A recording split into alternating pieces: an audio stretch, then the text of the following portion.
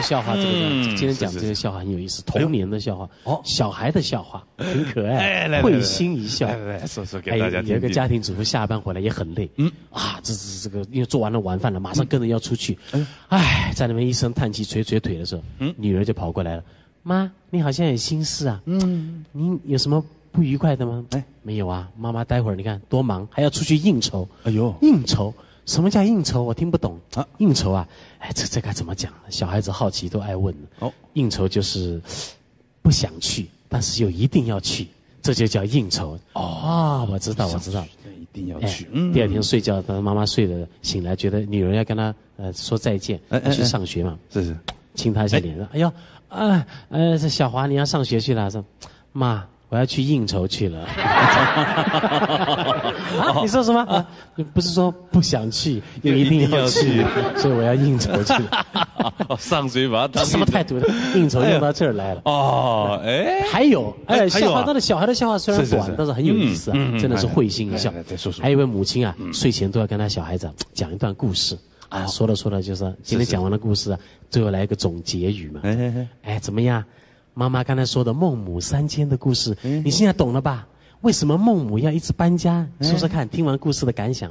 我知道啊，就是为了让他小孩受更好的教育。对极了，真懂。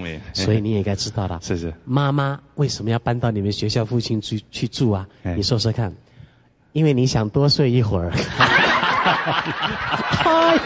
要喜欢，别人的妈妈都很伟大啊，我就为了多贪睡一下，站起来给我发位置，不让他睡觉，恼羞成怒。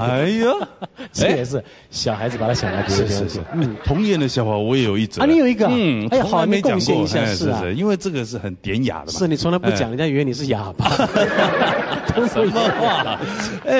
有一个小孩子，他特别喜爱脚踏车，每次看到脚踏车就吵着他爸爸，爸，那脚踏车我好想买一台，那就买一台给他吧。他爸爸说：“你这个小鬼，只要我活着的一天，你休想得到脚踏车。书也读得不好，脚踏车。”他就很气。有一天几个同学大家牵着脚踏车，新的脚踏车，牵到他旁边，你看，他就好羡慕。你什么时候买啊？什么时候买？都买了新车，你什么时候买脚踏车？脚踏车。等我爸爸死了以后，我就可以买。哎呦，爸爸赌气的话，他以为真。对。小孩子还揍他爸爸。这小孩子怎么可以？其实是要激励他，这个书要读好，才可以买脚踏车，可以买得到。要是这样子功课都不进步的话，我活了一天，你休想买。